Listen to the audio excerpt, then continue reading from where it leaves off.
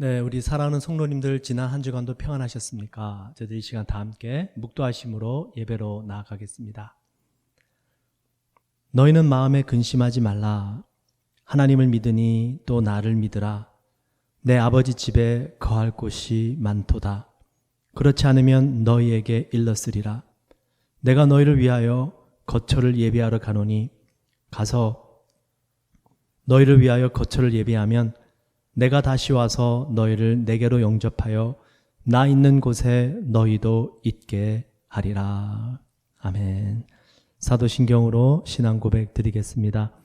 전능하사 천지를 만드신 하나님 아버지를 내가 믿사오며 그 외아들 우리 주 예수 그리스도를 믿사오니 이는 성령 잉태하사 동정녀 마리아에게 나시고 본디오 빌라도에게 고난을 받으사 십자가에 못 박혀 죽으시고 장사한 지 사흘 만에 죽은 자 가운데서 다시 살아나시며 하늘에 오르사 전능하신 하나님 우편에 앉아 계시다가 저리로서 산자와 죽은 자를 심판하러 오시리라. 성령을 믿사오며 거룩한 공예와 성도가 서로 교통하는 것과 죄를 사하여 주시는 것과 몸이 다시 산 것과 영원히 사는 것을 믿사옵나이다. 아멘. 네, 이 시간 저희들 다 함께 우리 새 찬송가 544장 우리 찬양 드리도록 하겠습니다.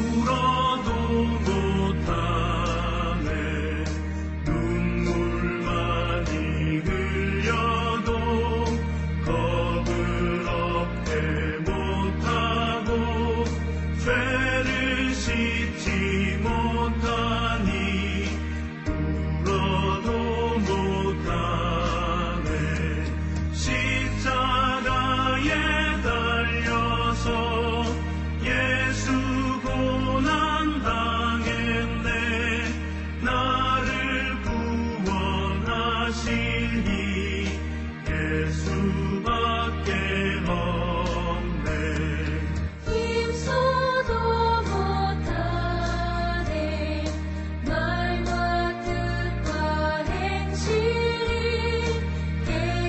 깨끗하고 착해도 당신에게 못하니 힘써도 못하네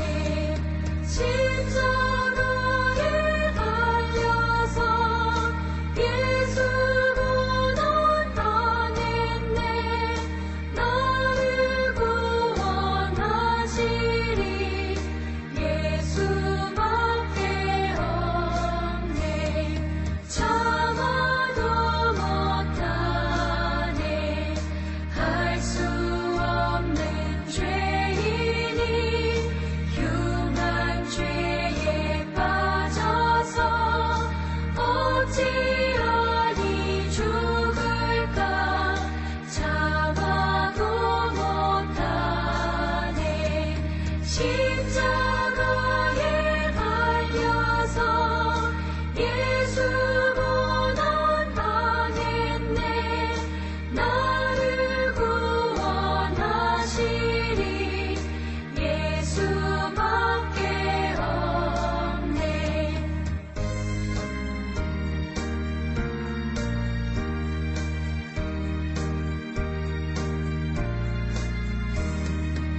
믿으면 되겠네 주 예수만 믿어서 그 은혜를 힘입고 오직 주께 나가면 영원 삶을 얻네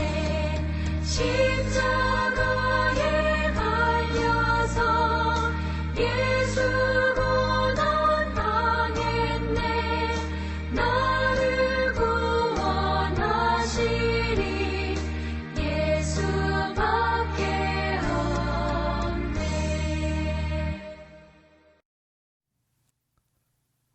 네, 오늘 본문 말씀은요, 우리 에베소서 1장 우리 1절부터 3절인데요. 네, 오늘부터 해서 저희들 함께 우리 에베소서 말씀을 공부하고 또 말씀을 통해서 은혜 나누는 시간 가지도록 하겠습니다. 우리 에베소서 1장 우리 1, 2, 3절인데요.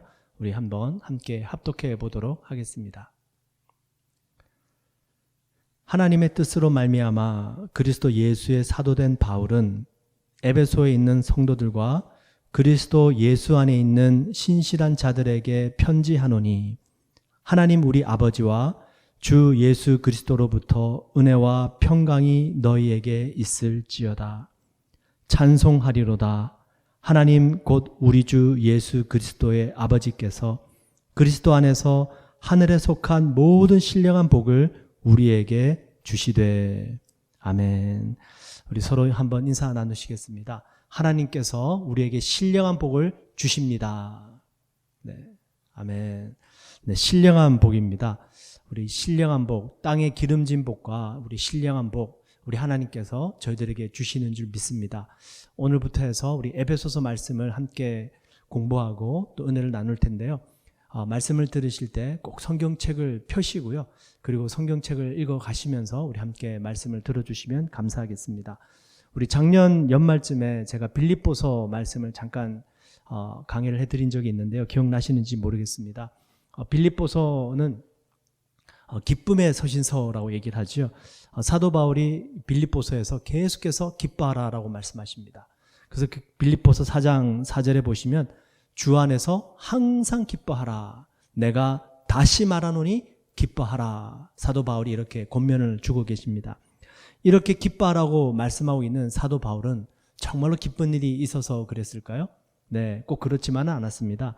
사도 바울은요, 감옥에 갇혀 있었습니다. 그 감옥에 갇힌 사도 바울이 감옥 밖에 있는 그리스도인들에게 권면하고 있는 거예요. 기뻐하세요. 제가 다시 말씀드립니다. 기뻐하세요. 그 비결이 바울에게 있었습니다. 빌립보서 4장 13절에요. 내게 능력 주시는 자 안에서 내가 모든 것을 할 수 있느니라. 무엇을 했을까요? 감옥에 갇혀서 바울은요. 네, 바울은 감옥에 갇혀서요. 하나님을 찬양하고 편지를 기록하고요. 그리고 감옥에 갇혔음에도 불구하고 그 간수들에게 복음을 전했습니다. 그랬더니 무슨 일이 벌어지냐면요. 바울을 통해서 온 로마 시위대 안에 복음이 전파되기 시작합니다. 그래서 바울은 기뻐하는 거예요. 나는 감옥에 갇혔으니까 아무것도 할 수 없다가 아니고요. 감옥에 갇혔음에도 불구하고 찬양하고 감옥에 갇혔음에도 불구하고 하나님을 향해서 믿음의 사람들에게 편지를 써내려가고요. 감옥에 갇혔음에도 불구하고 간수들에게 복음을 전한 사도 바울이었던 것을 저희들이 보게 됩니다. 그러면서 바울이 빌립보서에서 믿음의 사람들에게 기뻐하세요라고 말씀을 주고 계신 거거든요. 여러분, 우리의 환경은 락다운 될 수 있습니다. 그러나 우리 하나님은 결코 락다운 되지 않으십니다. 우리 하나님이 락다운 되지 않으신다면 우리의 영혼을 지키신 하나님께서 우리의 영혼도 자유롭게 승리할 수 있도록 또 기쁨으로 은혜로 충만케 하실 줄 믿습니다. 그 하나님을 꼭 바라보십시오. 환경 바라보지 마시고요. 사람 바라보지 마시고요. 이 에베소서 역시도 사도 바울이 감옥에서 쓴 편지입니다. 놀랍지 않습니까? 그 감옥 속에서요. 아무것도 할 수 없을 것 같은데 놀라운 하나님의 역사를 이루어가는 바울을 저희들이 보게 됩니다. 여러분들께서 구원의 확신을 가지게 된 성경 구절이 있으십니까? 난 하나님의 자녀가 됐습니다. 하나님께 저를 사랑하십니다. 나는 구원 받았습니다. 그냥 단순한 믿음만 가지고 확인하지 마시고요. 적어도 구원받은 하나님의 백성들은요. 내가 그 구원을 갖게 된 확신을 가질 수 있었던 근거로 한 구절 정도는 하나님의 말씀을 꼭 기억할 수 있어야 됩니다. 많은 분들이요. 요한복음 3장 16절을 말씀을 하시죠. 하나님이 세상을 이처럼 사랑하사 독생자를 주셨으니 이는 저를 믿는 자마다 멸망치 않고 영생을 얻게 하려 하심이라. 얼마나 귀한 말씀입니까? 제 개인적으로는요. 요한복음 3장 16절 말씀도 좋지만 제가 제 개인의 구원의 확신을 가지게 된 말씀이 있는데요. 그게 에베소서 2장 8절 말씀입니다. 너희는 그 은혜에 의하여 믿음으로 말미암아 구원을 받았으니 이것이 너희에게서 난 것이 아니요 하나님의 선물이라. 여러분 놀랍지 않습니까? 2000년 전에 바울이라는 믿음의 사람이 감옥에 갇혀서 편지를 썼어요. 근데 2000년이라는 세월이 흐른 후에 정말로 이 유대 땅과는 전혀 거리가 먼, 그 중동 지역과는 전혀 거리가 먼 곳에 있는 또 다른 한 사람이 그 바울이 쓴 편지를 읽다가 마음에 감동을 받고 구원의 확신을 가지게 되었습니다. 놀라운 하나님의 성령의 역사죠. 그 하나님의 성령의 역사는 시간과 공간을 초월하더라라는 것입니다.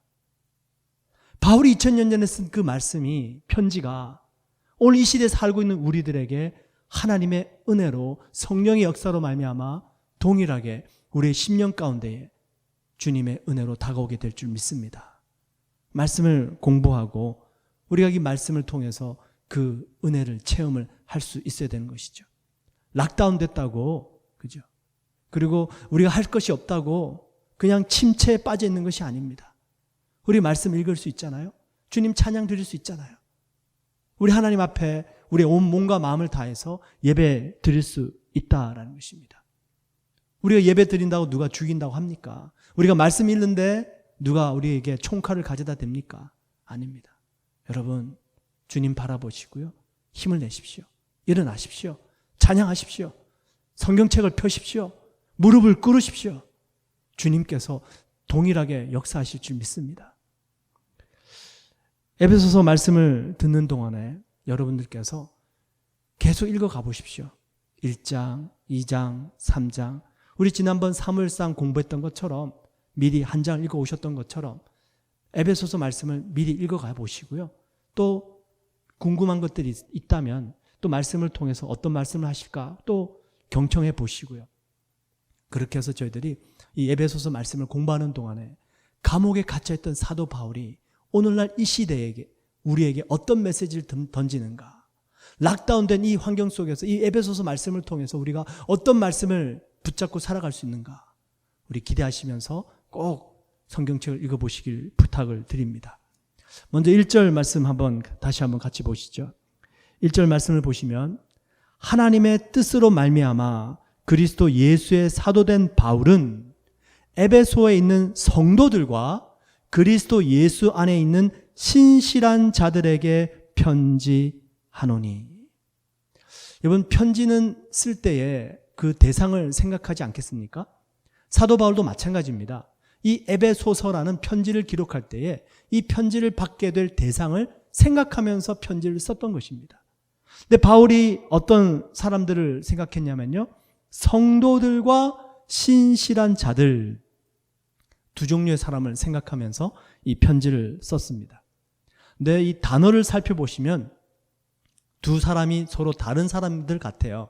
성도들과 그리스도 예수 안에 있는 신실한 자들에게, 두 종류의 사람 같은데요.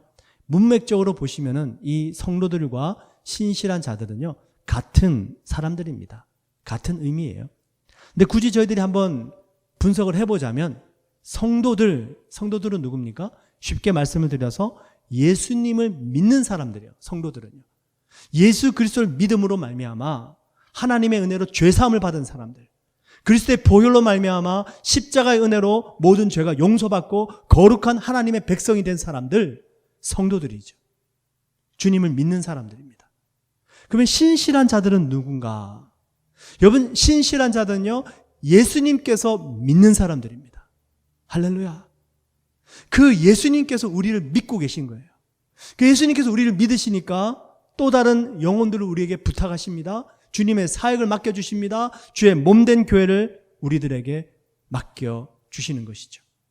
그럼 보세요.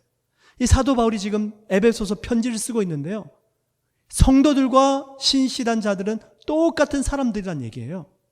아, 나는 하나님을 믿습니다. 나는 예수 그리스도를 믿습니다.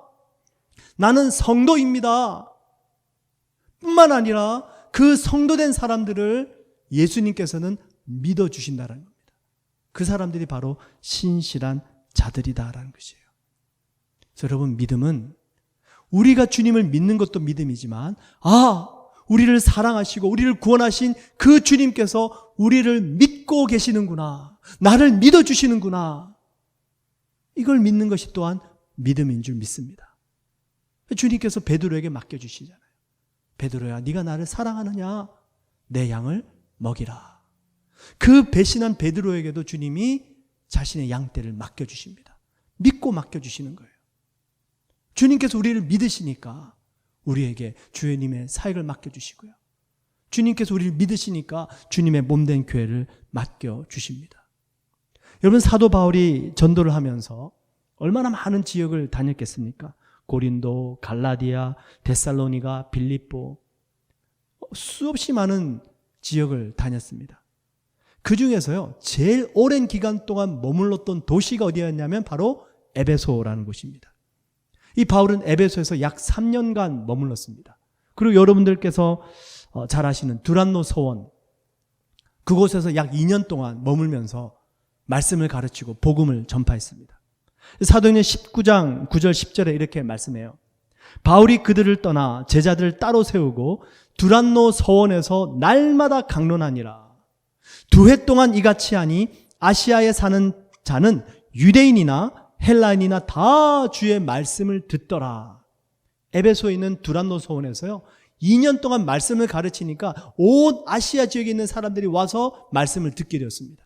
그리고 그 사람들이 모여서 세운 교회가 에베소 교회입니다. 말씀을 듣고 예수님을 믿게 되면서 구원받고 성도들이 됐어요. 그 성도들이 교회를 섬기기 시작하는데 그 교회가 에베소 교회입니다. 그 성도들은요, 나중에 시간이 지나면서 신실한 믿음의 사람들이 됩니다. 사도 바울이 에베소를 떠나면서 그 에베소 성도들에게 이렇게 당부의 말씀을 주십니다. 사도행전 20장 28절이에요. 여러분은 자기를 위하여 또는 온 양떼를 위하여 삼가라. 성령이 그들 가운데 여러분을 감독자로 삼고 하나님이 자기 피로 사신 교회를 보살피게 하셨느니라. 그 에베소 성도들에게 사도 바울이 핏값을 주고 예수 그리스도의 핏값을 주고 사신 교회를 여러분들에게 맡기셨습니다라고 당부합니다. 그리고 또 이렇게 말씀하세요. 이 시대도 정말로 너무나 필요한 말씀입니다. 사도행전 20장 계속해서 바울이 에베소 신실한 자들에게 이렇게 당부해요. 내가 떠난 후에 사나운 이리가 여러분에게 들어와서 그 양떼를 아끼지 아니하며 또한 여러분 중에서도 제자들을 끌어 자기를 따르게 하려고 어그러진 말을 하는 사람들이 일어날 줄을 내가 아노라. 그러므로 여러분이 일깨어 내가 3년이나 밤낮 쉬지 않고 눈물로 각 사람을 훈계하던 것을 기억하라. 마지막 때에 거짓 선지자들이 나타나서 예수님께로 인도하는 것이 아니라 자기에게 인도하는 겁니다. 그러고는 사람들을 빼앗아가는 거예요. 교회를 무너뜨립니다. 그래서 바울이 내가 여러분들에게 3년 동안 눈물로 훈계하면서 가르쳤던 것을 기억하시고 이 교회를 지켜주십시오. 성도는 신실한 사람들입니다. 신실한 사람들은 주님께서 핏값을 주고 사신 그 교회를 맡겨주신 사람들입니다. 최병락 목사님의 간증을 들었습니다. 이분은 미국 텍사스주 달라스에 있는 교회에서 16년간 사역을 하셨던 분이세요. 그리고 2018년도 12월 말에 한국에 있는 강남중앙침례교회 제3대 담임 목사님으로 청빙을 받으셔서 부임하셨습니다. 미국 달라스에 있는 교회에서 사역을 하는 동안 참 많은 어려움을 겪으셨더라고요. 교회 성도님들 수가 목사님 가정을 포함해서 10여 명이었다고 합니다. 그렇게 사역을 하고 있는데 한 번은 이 최 목사님께 미국 다른 교회에서 청빙이 들어왔어요. 그 청빙한 교회에서는요, 목사님께 이렇게 청빙을 하시더랍니다. 저 목사님, 저희 교회는 성도님들이 한 100명 넘습니다. 그리고 대우도 좋습니다. 목사님 그냥 몸만 오십시오. 정말로 갈등이 되더랍니다. 그리고 당장 결정할 수 없으니까 기도해 보겠습니다 라고 하고는 전화를 끊고 이제 기도하시기 시작하셨어요. 그리고 이제 그 주에 이제 달라스 교회 성도님들과 함께 야외 예배를 가셨어요. 공원에 가셨는데 야외 예배를 다 드리고 또 성도들은 여기저기 모여서 이제 교제를 하시고 이 목사님은 마음에 이제 갈등이 있는 거예요. 그리고 이제 조금 떨어진 곳에서 공원 벤치에 앉아서 기도를 하시는데 그 청빙받은 교회로 가고 싶은 거예요. 마음이 컸대요. 그래서 마음이 큰 마음을 가다듬어지지가 않잖아요. 그래서 기도하면서 성도님들이 노는 모습을 이렇게 교제하는 모습을 보시는데 한 가정이 눈에 확 들어오더랍니다. 그 가정은 자녀가 있는데 자녀가 아마 유치원생 정도 되는 것 같아요. 그 공원에 있는 놀이터에서 너무 재미있게 놀고 있는 거예요. 그 모습이 이렇게 눈에 확 들어오더래요. 그러면서 10년 가운데 하나님의 음성 같은 음성이 들리는데요. 하나님이 이렇게 말씀하시는 것 같더래요. 최 목사야, 저 가정은 자신들의 자녀를 위해서 또 자신들을 위해서 더 크고 좋은 교회가 없어서 이 달라스 너희 교회까지 1시간이나 운전해서 오겠느냐? 최 목사님이 그 음성을 듣는 순간 정신이 번쩍 들더랍니다. 그러고는 눈물이 터지더래요. 야, 회개가 나오는 거예요. 이 교회를 지키는 것이 내가 아니었구나. 목회자인 내가 교회를 지킨 것이 아니라 바로 저분들이 교회를 지키고 있었구나. 내가 그래도 명색이 목회자인데 성도들보다 못해서는 안 되겠다. 이분이 청빙원 교회에 사역하고요. 그때부터 마음을 다시 잡고 그 10명 남짓되는 성도님들하고 열심히 사역합니다. 그때부터 성도님들이 너무 감사한 거예요. 그냥 성도님들이 감사해지니까 목회자가 힘이 나는 거예요. 그래서 교회 이름도 새로 바꿨대요. 세미한 교회로요. 뜻이 세계와 미국과 한국을 그리스도께로. 세미한 교회. 그 10여 명 되는 성도님들과 함께 열심히 사역해가지고요. 16년이 지난 후에 1700명이 되는 한인 대형교회로 일으키셨답니다. 그리고 2018년 12월 말에는 강남 중앙침례교회 제3대 담임 목사님으로 또 청빙 받으셔서 가게 되고요. 목회자는 성도들에게 감사해야 돼요. 그리고 우리 성도님들도 목회자에 대해서 감사해야 되지 않겠습니까?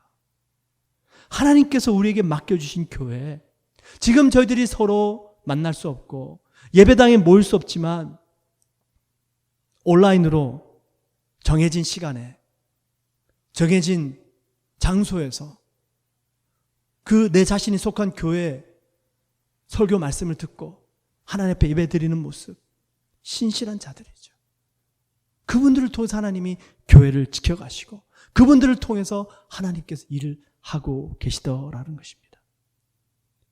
여러분, 정말로 이 시대에 저희들이 함께 모일 수 없고 그리고 피지컬리 어떤 트래블 해서 교회를 다닐 수 없기 때문에 정말 손가락 하나만 클릭하면요, 내가 원하는 말씀, 내가 원하는 교회 어디든지 갈 수 있습니다. 근데 그것은 어떤 의미에서는 정말 예배가 될 수는 없잖아요. 이것을 잘 한번 구분해 보세요. 내가 정말로 하나님의 은혜를 사모하는지 아니면 내 자신을 위한 것인지. 이게 아주 교묘한데요, 차이가 있더라고요. 정말로 하나님의 은혜를 사모하는 것과 그리고 내가 내 자신을 위하는 것, 이게 정말로 차이가 있습니다. 하나님의 은혜를 사모하면 하나님이 채워주시는 줄 믿습니다. 근데 내가 내 자신을 위하면 마찬가지로 여러분, 세상 그 어떤 것을 취해도 내가 만족할 수 없는 것처럼 하나님을 믿으면서도 내가 내 것을 계속 찾으면 만족이 안 돼요. 모세가 40일 동안 시내산에 올라가서 하나님과 교제하면서 10계명을 받게 됩니다. 10계명뿐만이 아니라 그 40일 주야 동안 하나님과 교제하면서요, 제사법, 율법, 사회법, 모든 하나님의 계명을 쭉 받게 됩니다. 근데 하나님이 갑자기 아마 40일째 되는 날이었겠죠. 모세에게 이렇게 말씀하세요. 여호와께서 모세에게 이르시되 너는 내려가라. 내가 애굽 땅에서 인도하여 낸 내 백성이 부패하였도다. 하나님이 갑자기 모세 보고 빨리 산을 내려가래요. 하나님 백성들이 지금 부패했답니다. 그래서 모세가 내려가 보니까 이스라엘 백성들이 뭐하고 있어요? 금송아지 만들어 놓고 우상 숭배하고 있는 거예요. 먹고 마시고 춤추고. 그 이스라엘 백성들이 금송아지를 만들기 바로 직전에 뭐라고 얘기를 하냐면요, 이렇게 얘기합니다. 출애굽기 32장 1절이에요. 백성이 모세가 산에서 내려옴이 더딤을 보고 모여 백성이 아론에게 이르러 말하되 일어나라, 우리를 위하여 우리를 인도할 신을 만들라. 이 모세 곧 우리를 애굽 땅에서 인도해낸 사람은 어찌 되었는지 알지 못함이라. 누구를 위해서 신을 만들라고요? 우리를 위하여. 누구를 위해서 인도한다고요? 우리를 인도할. 그리고 뭐가 탄생해요? 그리고 금송아지가 탄생한 거예요. 우리가 생각하는 우상은 다른 우상이 아닙니다. 우리가 하나님을 섬기면서도 끊임없이 내 자신을 위하게 될 때에 부패하기 시작하는 거예요. 하나님의 은혜를 구하면 하나님께서 반드시 채워주시고 만나주시고 충만케 해주시는데요, 끊임없이 나를 위하여 내가 원하는, 이때는 하나님을 믿어도 만족함이 없습니다. 오히려 점점 더 부패해 갈 수 있다는 것입니다. 하나님의 은혜를 구하면 하나님께서요, 신령한 복을 주세요. 그게 오늘 에베소서 1장 2절 3절 말씀이에요. 신령한 복을 주십니다. 저는 하나님을 정말로 잘 믿으면 이 신령한 복을 우리 모두가 다 받게 되는 줄 믿습니다. 1절 2절 3절 다시 한번 보세요. 하나님의 뜻으로 말미암아 그리스도 예수의 사도된 바울은 에베소에 있는 성도들과 그리스도 예수 안에 있는 신실한 자들에게 편지하노니. 성도들과 신실한 자들이죠. 하나님을 믿습니다. 하나님이 우리를 믿어주시는 것을 믿습니다. 2절, 하나님 우리 아버지와 주 예수 그리스도로부터 은혜와 평강이 너희에게 있을지어다. 정말로 신실하게 하나님께서 나를 믿어주고 계신다. 하나님께서 나를 구원해 주시고 나는 믿는다. 이 신실함 가지고 살아가는 사람들에게 은혜와 평강이 임한대요. 3절, 찬송하리로다 하나님 곧 우리 주 예수 그리스도의 아버지께서 그리스도 안에서 하늘에 속한 모든 신령한 복을 우리에게 주시되. 여러분, 신실하면 은혜와 평강이 임하고요, 신실하면 신령한 복을 받게 됩니다. 저희들이 은혜와 평강을 잃어버리게 되는 이유, 근심, 걱정, 염려 이런 것 때문 아닙니까? 만약에 여러분들의 미래가 확실하게 보장되어 있다면 은혜롭지 않겠습니까? 평강이 임하지 않겠습니까? 그죠? 미래가 보장되어 있지 않잖아요. 근심되잖아요. 내 뜻대로 내 생각대로 안 돌아가잖아요. 그러니까 염려가 되잖아요. 그 은혜도 없고 평강도 잃어버리잖아요. 며칠 전에 아주 황당한 이메일을 받았습니다. 무슨 글로벌 구호 동맹이라는 곳이래요. 글로벌 릴리프 얼라이언스. 이메일 내용이 이래요. 코비드-19 때문에 힘들어하는 사람들을 위해서 펀드가 생겼는데 어떤 부자들이 이렇게 도네이션 했대요. 그 부자 이름도 나와 있어요. 거의 엄청난 돈, 3억 불이 넘는 돈을 기금을 했답니다. 근데 이 기금을 이제 전달하는데 그 전달하는 방법이 추첨을 통해서 전달한대요. 무작위로 그냥 이메일을 뽑는 거예요. 그러면서 저한테 이메일이 온 것이 당신이 그 이메일에 당첨됐습니다. 액수를 보니까요, 미화로 95만 불이에요. 5만 불 모자란 100만 불입니다. 어마어마한 돈이에요. 여러분, 만약에 여러분들 통장에 누군가 갑자기 어느 날 95만 불을 입금한다면 할렐루야 아닙니까? 은혜요, 평강이 넘치지 않겠습니까? 와, 이 돈 가지고 이 기간 잘 버텨낼 수 있겠다. 이것도 하고 저것도 하고. 여러분, 성경에서 말씀하고 있는 은혜와 평강은 이런 것이 아닙니다. 성경에서 말씀하고 있는 은혜와 평강은 죄사함이고요, 영생입니다. 예수님께서 나의 죄 때문에 돌아가셨구나. 그래서 그분께서 나를 구속하시고 나에게 영원한 생명을 주셨구나.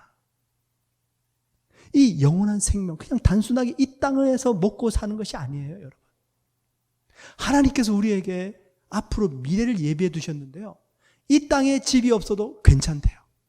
그 거지 나사로는 부자 대문 앞에서 그 상처 난 데를 개가 와서 핥다가 죽잖아요. 근데 그 거지 나사로는 아브라함 품에 돌아가잖아요. 우리의 미래가 하나님께서 영원토록 예비해 두셨대요. 그 영원토록 예비해 두신 하나님, 우리의 죄를 용서하시고 구원하신 하나님, 예수님께서 이렇게 약속하십니다. 내 아버지 집에 거할 곳이 많도다.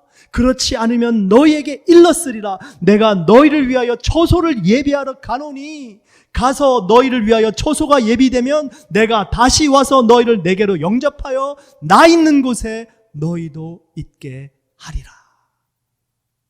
할렐루야 여러분. 이 땅에 집이 없어도 괜찮아요. 여러분, 주님께서 우리의 처소를 예배해 두셨대요. 우리에게 영생이 있대요. 그 주님이 계신 그곳에 우리로 하여금 함께 있게 하시겠대요. 근데 그때까지만 아니라 지금 이 순간에도 예수 그리스도께서 그 영으로 우리와 함께 계시는 줄 믿습니다. 이게 복음 아닙니까? 전지하신 하나님이 나와 함께 계신다. 그리고 그분이 계신 곳에 나로 하여금 영원토록 함께 계시도록 처소를 예배해 두셨다. 이게 은혜고 그 은혜를 믿으니까 평강이 임하게 되죠. 이 믿음은 있다가 없는 게 아닙니다. 매일같이 묵상하고 매일같이 감사하고 매일같이 주님 앞에 나아가서 찬양해 드려야 돼요. 그게 신실한 그리스도인들의 모습입니다. 그때 은혜가 임하고 평강이 임하는 거죠. 우리 주 예수 그리스도, 그분을 통해서 하나님께서 놀라운 구원의 역사를 이루시고 지금도 우리와 함께 계시고 우리의 거할 처소를 예비하신 주님, 믿음으로 됩니다. 주님이 나와 함께 계신다. 주님께서 나의 거할 곳을 예비해 두셨다. 그러고 보면 이 락다운된 기간들 속에서 저희들이 할 수 있는 일이 있다면 매일 일상생활 속에서 그냥 감사하고 기뻐하고 사는 거예요. 감옥에 갇힌 바울도 기뻐하는데 여러분, 우리가 비록 락다운 됐지만 감옥은 아니잖아요. 이 세상이 모든 부귀 영화를 누렸던 솔로몬이 이렇게 전도서에서 고백하잖아요. 하나님이 하시는 일의 시종을 사람으로 측량할 수 없게 하셨도다. 사람들이 사는 동안에 기뻐하며 선을 행하는 것보다 더 나은 것이 없는 줄 내가 알았고 사람마다 먹고 마시는 것과 수고함으로 낙을 누리는 그것이 하나님의 선물인 줄 내가 알았도다. 엄청난 고백이에요. 세상 부귀 영화를 다 가진 사람이요, 매일같이 먹고 마시고 수고하고 이게 제일 귀한 것이라는 것을 깨달아야 됩니다. 여러분, 집에 계시면서 요즘 가족들과 함께 보내는 시간 많잖아요. 여러분, 같이 식사하십시오. 가족들과 함께. 그러면서요, 우리 자녀들에게 너 말씀 읽었어? 너 오늘 기도했어? 너 오늘 뭐 숙제했어? 점검하지 마시고요, 편안하게 은혜를 나누세요. 옛날 이야기하는 것처럼 성경 이야기를 들려주세요. 이게 뭐냐면 밥상머리 교육입니다, 여러분. 같이 식사하면서 자녀들과 함께 성경 이야기 들려주고 또 내가 지금 하나님의 은혜 가운데 있다는 것을 얘기로 들려주고 무슨 일이 벌어지겠습니까? 여러분, 가정 속에 하나님의 나라가 임하게 될 줄 믿습니다. 지금 다른 게 아니에요, 여러분. 내가 나를 구원하신 주님을 믿고 내 안에 은혜와 평강이 임하니까 그 밥상머리 교육을 통해서 우리의 가정이 하나님의 나라가 되더라는 것이에요, 여러분. 매일 반복되는 일상생활 속에서 하나님께 감사하고 구원의 감격을 누리는 것, 이게 신실함이에요. 지금 언제 우리가 이 락다운 기간이 풀릴 줄 몰라요. 근데 여러분, 이 기간 동안에 신실하게 살아가다 보면 반드시 열매 맺게 됩니다. 우리 주님은 결코 만홀히 여김을 받으시는 분이 아니십니다. 우리 주님을 속일 수는 없어요. 심은 대로 거둡니다. 이 기간 동안에 신실하게 구원의 은혜로 살아가는 사람들, 여러분, 씨를 뿌릴 때에 나지 아니할까 걱정하지 마십시오.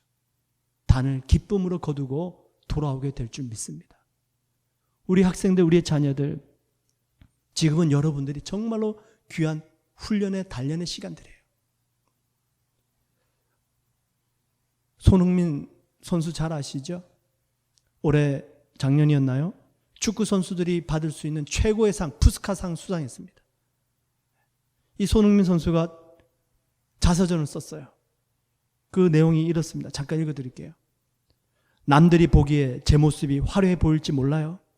중요한 건 그게 현재의 겉모습이라는 겁니다. 힘들었던 과거와 뒤에서 이루어지는 노력은 겉으로 드러나지 않죠. 어려웠던 날이 훨씬 많았어요. 지금도 인내하고 또 인내하며 살고 있어요. 화려함과는 거리가 멀죠. 제가 이렇게 책을 내기로 한 이유이기도 해요. 지금 이 자리에 오기까지 필요했던 저의 뒷모습을 말씀드리고 싶었어요. 제 인생에서 공짜로 얻은 건 하나도 없어요. 드리블, 슈팅, 컨디션 유지, 부상 방지, 전부 죽어라 노력해서 얻은 결과물이라고 믿어요. 어제 값을 치른 대가를 오늘 받고 내일 받을 대가를 위해서 오늘 값을 먼저 치르면서 살고 있습니다. 손흥민 선수가 이 푸스카상을 받게 된 골이 있습니다. 혼자서 60m, 70m를 질주해서요, 드리블해서 골문에 골인시켰어요. 축구를 모르는 저 같은 사람은요, 그냥 보면은 뭐 그냥 직진했네? 저거 쉬운 거 아닌가? 이렇게 생각해요. 근데 그 볼을 자기 몸에서 떨어지지 않도록 거리에 맞춰서 툭툭 차고요, 마지막 순간까지 균형을 잃지 않고 볼을 드리블하면서 60m, 70m까지 가서 결정적으로 골키퍼를 제끼고 슛을 할 수 있는 능력, 이게 결코 우연이 아니라는 것입니다. 이 상이 그냥 주어진 상이 아니라는 것이에요. 신실하게 보이지 않는 곳에서 훈련하고 연습하고 땀 흘린 결과물이라는 것이에요. 세상에서 이렇게 신실하게 열심히 노력해도 결과가 있는데, 여러분, 우리 하나님을 믿고 주님 앞에 신실하게 감사하고 주님 앞에 신실하게 예배드리고 주님 앞에 신실하게 살아가는 사람, 주님께서 반드시 열매 맺게 하실 줄 믿습니다. 주님의 약속이에요. 우리가 선을 행하되 낙심하지 말지니 피곤하지 아니하면 때가 이름에 거두리라. 여러분, 신실함을 통해서 얻는 또 다른 신령한 복이 있습니다.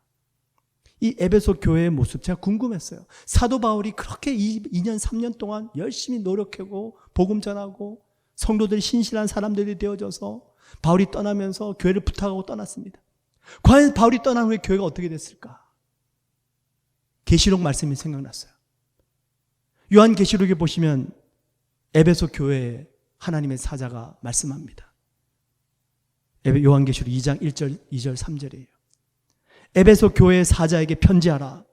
오른손에 있는 7별을 붙잡고 7 금 촛대 사이를 거니시는 이가 이르시되, 내가 너의 행위와 수고와 너의 인내를 알고 또 악한 자들을 용납하지 아니한 것과 자칭 사도라 하되 아닌 자들을 시험하여 그의 거짓된 것을 내가 드러낸 것과 또 내가 참고 이름을 위하여 견디고 게으르지 아니한 것을 내가 아노라.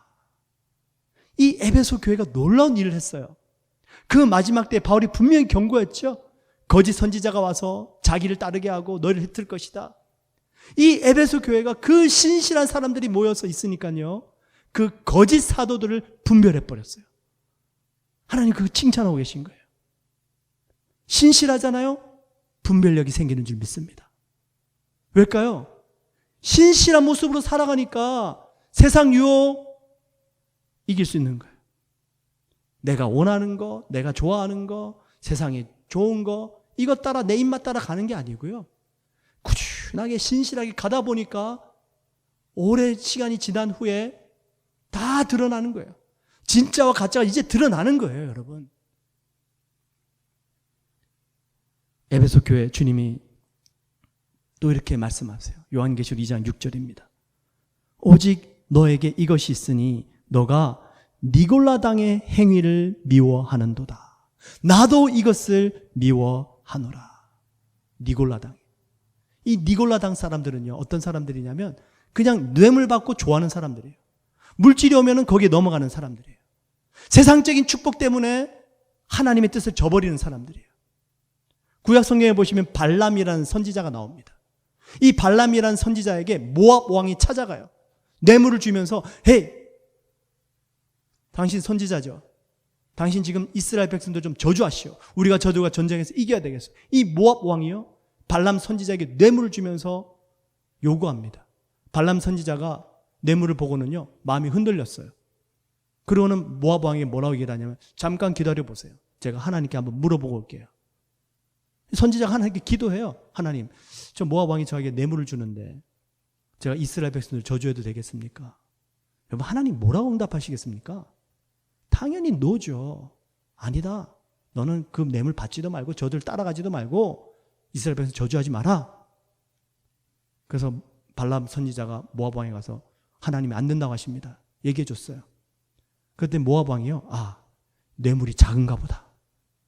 더 많은 재물을 가지고 발람 선지자에게 와서 갖다 줍니다. 이 발람 선지자가요, 더 많은 재물 가지고 오니까 하나님께 또 물어봐요. 하나님, 재물 더 많이 가져왔는데요, 어떡할까요? 결국 이 발람 선지자가요, 모압 왕 따라가 가지고요, 이스라엘 백성들 저주하려고 기도를 했는데요, 저주가 나오는 게 아니라 축복의 기도가 나오게 됩니다. 그래서 하나님께서 이 발람을 미워하세요. 니골라당이 미워하십니다. 에베소 교회 신실한 자들이 모여 있으니까 분별력이 생깁니다. 그리고 니골라당을 미워합니다. 하나님의 마음을 알아들인 거죠. 여러분, 성도는요, 예수님을 믿는 사람들이에요. 신실한 자들은 예수님께서 믿어주는 사람들입니다. 그 성도와 신실한 자들이 오늘 에베소서에서는 같은 사람이다 말씀합니다. 여러분, 우리의 믿음은 이제 예수님을 믿는 믿음에서요, 주님께서 나 같은 자를 믿어주시는구나. 나를 믿고 교회를 맡겨주시고, 나를 믿고 내 가정을 맡겨주시고, 나를 믿고 주님의 일을 맡겨주셨구나.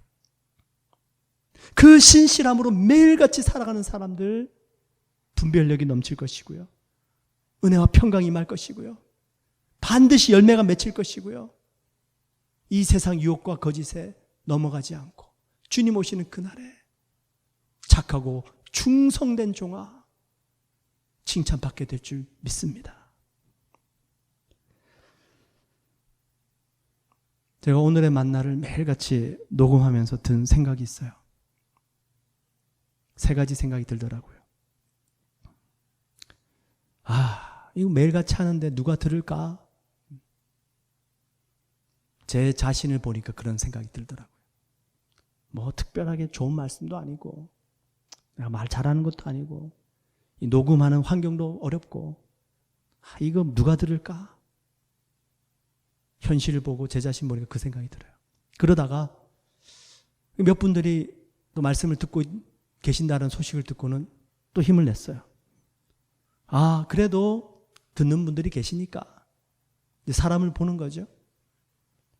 또 뭐 저분들은 들으시겠지만 또 어떤 분들은 또 안 들으시는 분도 계시겠지. 그래, 그래도 듣는 분들이 계시니까 하자. 사람 보니까 또 그런 생각이 들어요. 그러다가 하나님이 저에게 이렇게 생각하게 하시더라고요. 그래, 듣는 분도 듣게 하고 안 듣는 분도 들을 수 있도록 한번 해보자. 주님을 바라보니까 생각이 바뀌어지는 거예요. 제가 제 자신을 바라보니까 해서 뭐하나? 듣는 사람들만 들어보니까 그래, 그분들을 위해서라도 하자.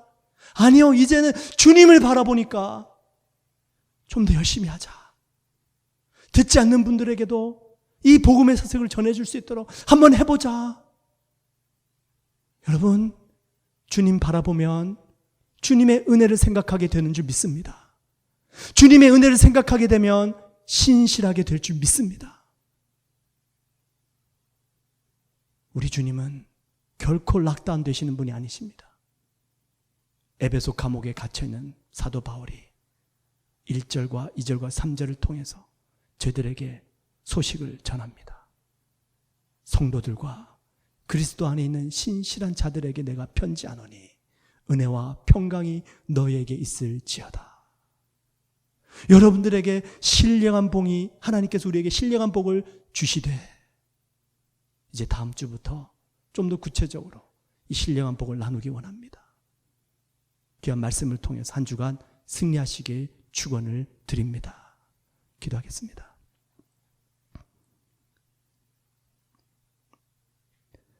주님, 하나님께서 우리에게 은혜를 베풀어 주신 것을 믿습니다. 그 은혜가 뭔지 고민해 보니 우리가 주님을 믿을 수 있는 것만 은혜가 아니라 주님께서 우리를 믿어주신다는 것이 은혜인 줄 깨닫습니다. 주님, 그 은혜를 받은 저희들 매일같이 신실하게 살아가게 하여 주시옵소서. 주님께서 열매 맺게 하시고 주님께서 은혜와 평강으로 신령한 복으로 붙잡아 주실 줄 믿습니다. 예수 그리스도 이름 받들어 간절히 기도드리옵나이다. 아멘.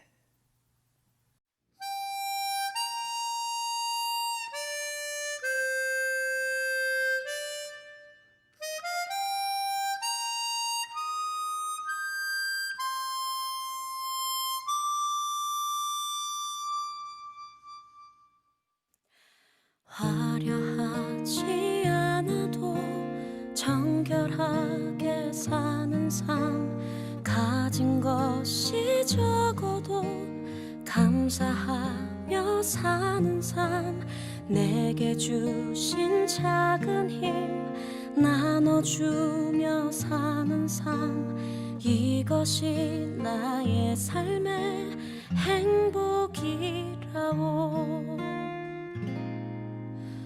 눈물 날 일 많지만 기도할 수 있는 것, 억울한 일 많으나 주를 위해 참는 것, 비록 짧은 작은 삶 주 뜻대로 사는 것, 이것이 나의 삶의 행복이라오.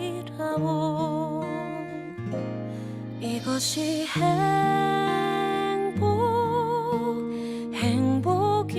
행복이라고. 세상은 알 수 없는 하나님 선물, 이것이 행복이라고. 하나님의 자녀로 살아가는 것, 이것이 행복이라고.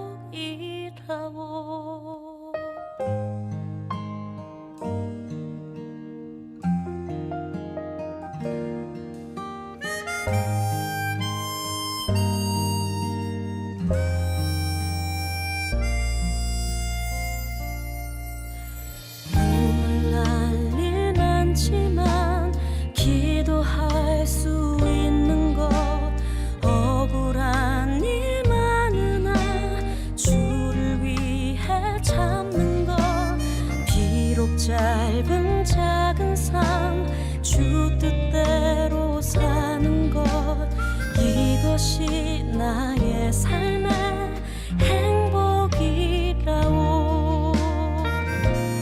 이것이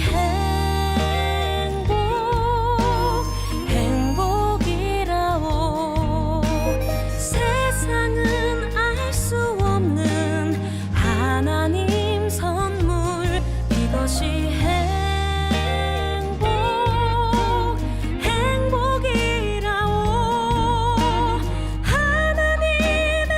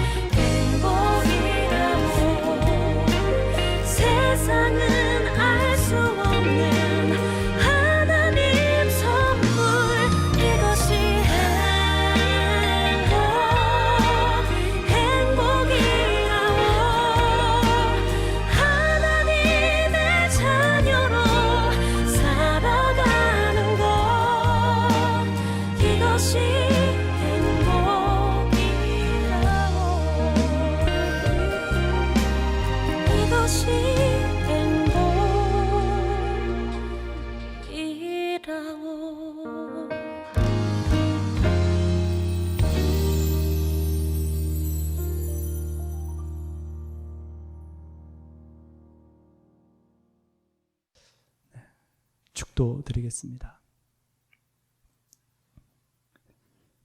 이제는 우리 주 예수 그리스도의 무한하신 은혜와 우리 하나님 아버지의 극진하신 사랑하심과 성령님의 내주하시고 교통하시고 충만케 하시는 귀한 역사가 우리 모든 성도님들의 삶과 가정과 행사 위에 이제부터 영원토록 넘치시기를 간절히 축원드리옵나이다. 아멘.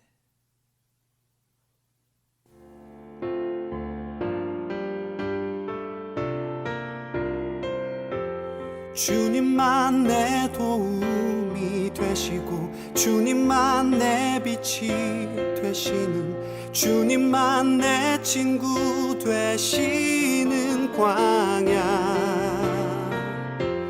주님 손 놓고는 단 하루도 살 수 없는 곳